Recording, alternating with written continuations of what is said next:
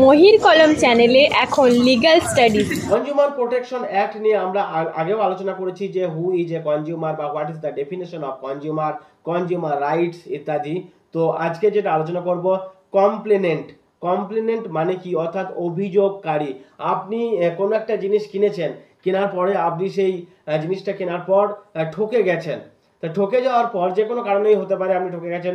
একটা শাড়ি কিনেছিলেন, শাড়িটা কাটা ছিল, ছেঁড়া ছিল, অথবা আপনি এমন একটা টিভি কিনেছেন, একটা ফ্রিজ কিনেছেন, সেটা খুব কম সময়ের মধ্যেই অচল হয়ে গেছে, নষ্ট হয়ে গেছে। আপনি দোকানদারকে জানাতে পারেন, তার জন্য রাইট টু রিড্রেসাল একটা বিষয় আছে, আপনি অভিযোগ জানাতেও পারেন। এবার অভিযোগটা জানাবে কে কে বা কারা, সেটাকেই বলা হচ্ছে কমপ্লেনেন্ট। এবার কমপ্লেনেন্ট মিনস এ কনজিউমার, একজন ক্রেতা, সেও একজন অভিযোগকারী হতে পারে। আমি কোনো একটা দোকান থেকে কিছু কিনেছি, কেনার পর ঠকে গেছি, আমি অ্যাজ এ কনজিউমার আমিও একজন কমপ্লেনেন্ট হতে পারবো। Nextly, any voluntary consumer association registered under any law for the time being in force. অর্থাৎ এই যে কনজিউমার অ্যাসোসিয়েশন বলতে যে একাধিক স্বেচ্ছাসেবী সংগঠন থাকে, যারা সোসাইটি রেজিস্ট্রেশন অ্যাক্টে রেজিস্ট্রি করা থাকে বা ট্রাস্ট অ্যাক্টে তাদের রেজিস্ট্রেশন থাকে, এবং তারা ক্রেতা সুরক্ষা দপ্তরের সঙ্গে একটা সংযোগ স্থাপন করে সচেতনতামূলক কাজগুলি তারা করে থাকে। তো সেই রকম অ্যাসোসিয়েশন, যে সমস্ত এনজিও বা ট্রাস্ট যারা এর উপর কাজ করছে, কনজিউমার অ্যাওয়ারনেস নিয়ে কাজ করছে, তারাও কিন্তু একজন কমপ্লেনেন্ট হতে পারে। Nextly, the central government or any state government. কোনো একটা জিনিস কেনা হয়েছে, সেক্ষেত্রে সরকারিভাবে কেন্দ্রীয় সরকার বা রাজ্য সরকার, তারাও কিন্তু কমপ্লেনেন্ট অর্থাৎ অভিযোগকারী হতে পারে। সেন্ট্রাল অথরিটি হতে পারে কোনো এক কেন্দ্রীয় সংস্থা।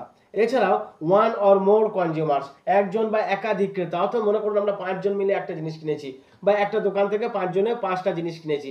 দেখা গেল আমাদের 5টা জিনিসের মধ্যে ডিফেক্টেড বেরিয়েছে। এই কনজিউমার আবার ডিফেক্ট বা ডিফেক্টিভ একটা বিষয় আবার চ্যাপ্টার আলাদা আছে, সে নিয়ে পরের দিন আলোচনা করব।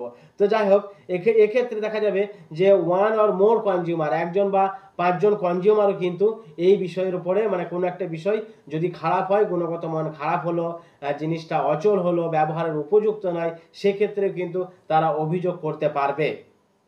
এছাড়া in case of death of consumer, অর্থাৎ এমন হতে পারে যে কোন একজন ক্রেতা, সাপোজ আমার বাবা একটা জিনিস কিনেছিল, কিছুদিন পর হয়তো কোনো এক কারণে আমার বাবা মারা গেল, কিন্তু সেই জিনিসটা খারাপ ছিল, তাহলে তার লিগ্যাল হায়ার, অর্থাৎ তার উত্তরসূরি হিসাবে বা তার পরিবারের সদস্য হিসাবে আমি কিন্তু অভিযোগ করতেই পারি। অর্থাৎ এমন নয় যে কনজিউমার তিনি যে অভিযোগ করবেন তার কোনো মানে নেই। ইনকেস তার যদি ডেথ হয়ে যায়, মৃত্যু হয়ে যায়, তাহলেও কিন্তু সেও কিন্তু অভিযোগ করতে পারবে। আর এছাড়াও in case of consumer being a minor, যদি কোনো শিশু, হয়তো সাপোজ আমার ছেলে আমার মেয়ে একটা জিনিস কিনেছে, সে ঠকে গেছে, সে বাচ্চা ছিল, সে অত কিছু জানে না, তাকে দোকানদার ঠকিয়ে ফেলেছে, তাহলে তার লিগ্যাল গার্জিয়ান হিসাবে আমিও কিন্তু কমপ্লেন করতে পারি। মহির কলম চ্যানেলে এখন লিগ্যাল স্টাডিজ, আর সঙ্গে আমি। আরেকবার যদি আমি রিপিট করি, তাহলে এ কনজিউমার, সেও complainant, any voluntary consumer association, here NGO or trust, central government or state government, central authority, one or more consumer, একজন বা একাধিক ক্রেতা।